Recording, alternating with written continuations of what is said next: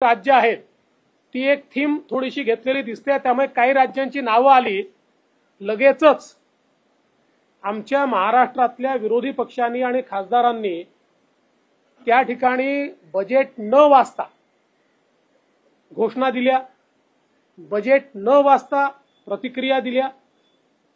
मला असं वाटतं जनता तुम्हाला जेव्हा निवडून देते एवढीच अपेक्षा असते की काय तरतुदी आहेत त्या वाचल्या पाहिजेत। मी ॲट अ ग्लान्स म्हणजे अजून माझ्याकडे फाईन प्रिंट यायची आहे, मी ॲट अ ग्लान्स पाहत होतो तरी मला महाराष्ट्रातल्या तरतुदी सापडल्या।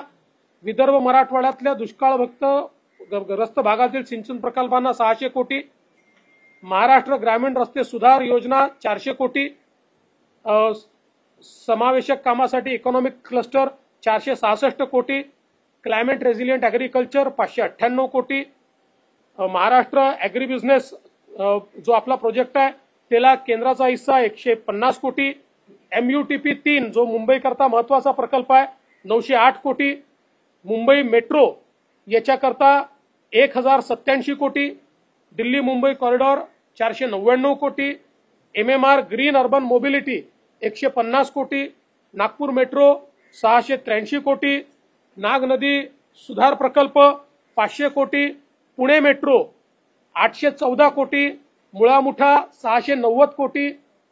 म्हणजे ही यादी वाढतच जाणार आहे, उद्यापर्यंत पूर्ण यादी घोषित करू। ही तर ॲट अ ग्लान्स 5 मिनिटात काढलेली यादी आहे, फाईन प्रिंट यायच्या आधी जेवढे डॉक्युमेंट हातात आले।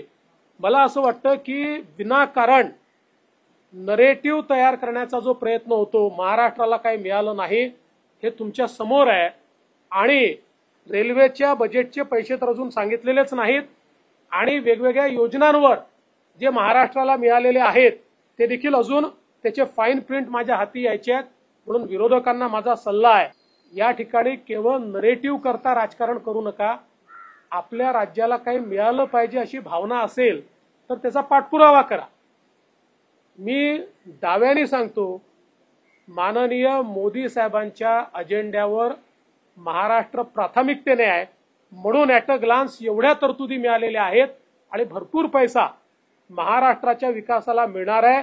किंबहुना मुख्यमंत्री एकनाथराव शिंदेजींच्या नेतृत्वात ज्या ज्या गोष्टी आम्ही मागितल्या त्या सगळ्या गोष्टी आम्हाला मिळतील हा मला विश्वास आहे।